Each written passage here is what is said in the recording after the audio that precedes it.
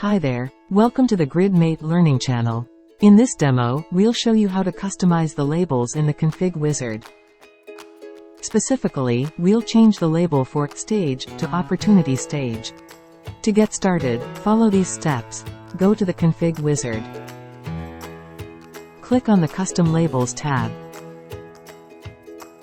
Select Stage. Change the label to Opportunity Stage.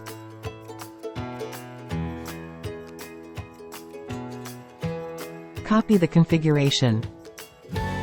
Open the Lightning page in the App Builder.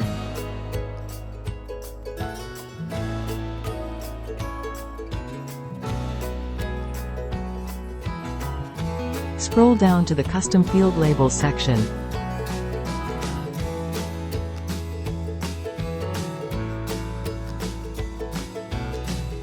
Paste the configuration.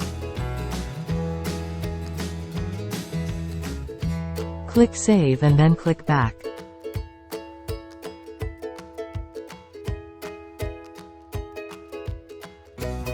That's it. You've successfully changed the stage label to Opportunity Stage. Thank you for watching.